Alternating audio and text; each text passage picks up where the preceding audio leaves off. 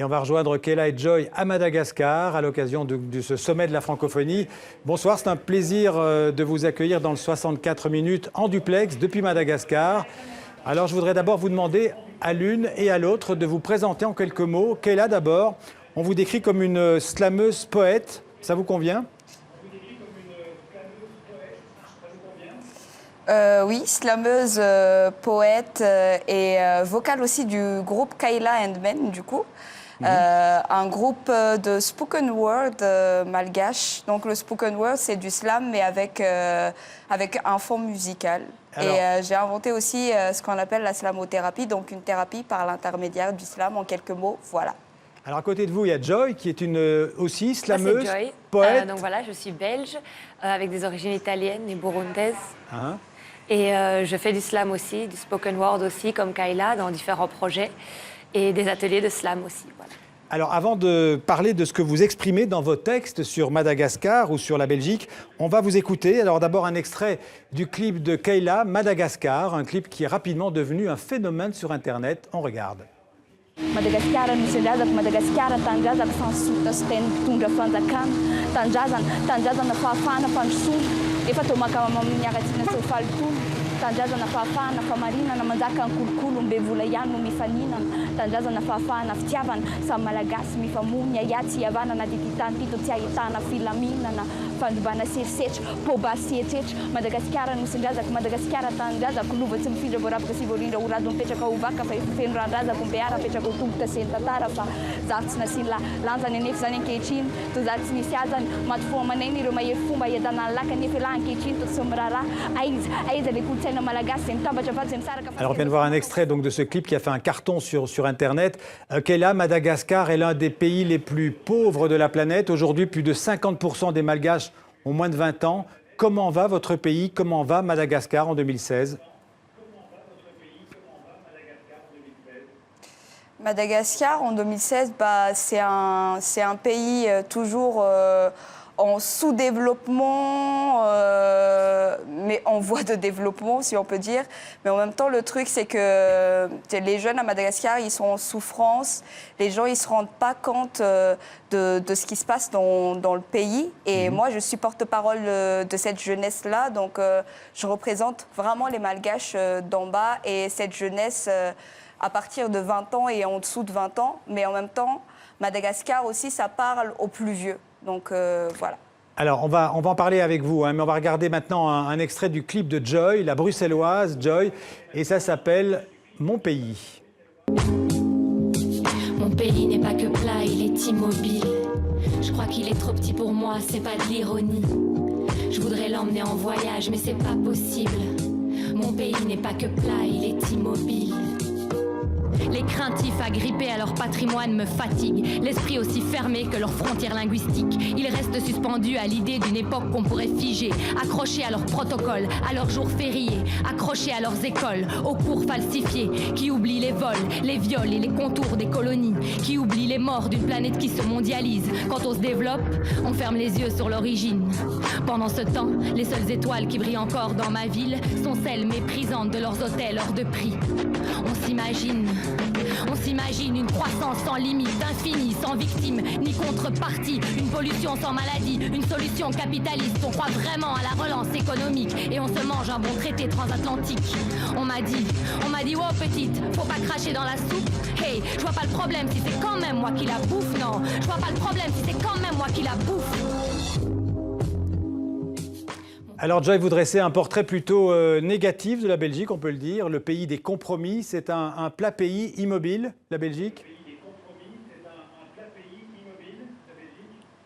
Oui, après, ce texte, il est extrait d'un spectacle qui fait 1h15, qui est beaucoup plus long, et dans lequel je présente beaucoup d'autres opinions et beaucoup d'autres avis sur la Belgique. Donc parfois ça peut être vu comme quelque chose de très négatif, mais il y a des jours voilà, où on est en colère, où on est énervé sur plein de choses, et c'est souvent dans ces moments-là qu'on écrit.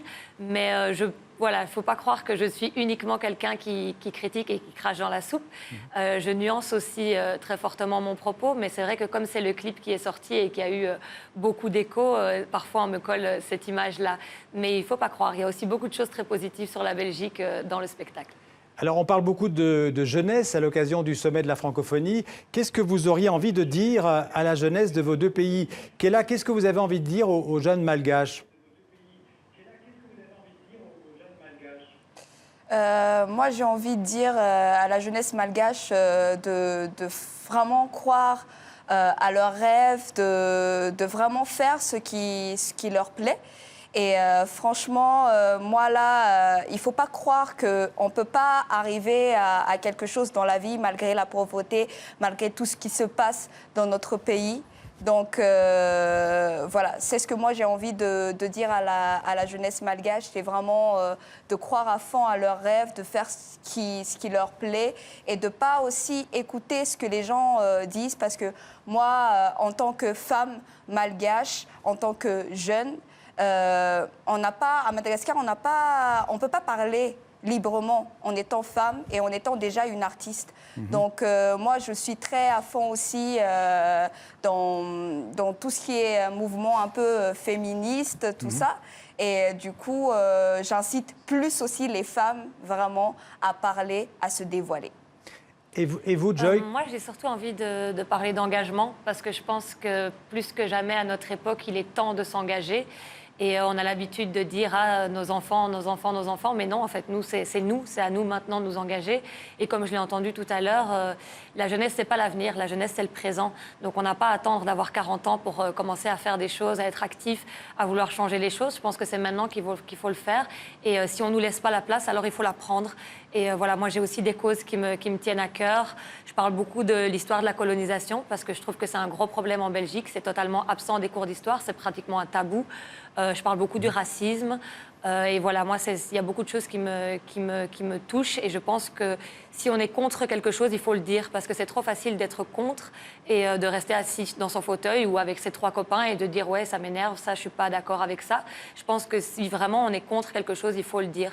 Et voilà, que ce soit la guerre, que ce soit la fabrique des armes en Belgique, le fait qu'on participe à la violence dans le monde, le fait qu'on laisse des gens sur le carreau, le système capitaliste dans lequel on vit, qui laisse beaucoup de gens sur le carreau pour qu'une petite minorité puisse s'enrichir. Je pense que tout ça, c'est des choses qui doivent changer et c'est à nous de les changer dans les prochaines années, en tout cas d'essayer de le faire. Parce que si on n'essaye pas de le faire, je ne sais pas si ça sera encore possible pour nos enfants après.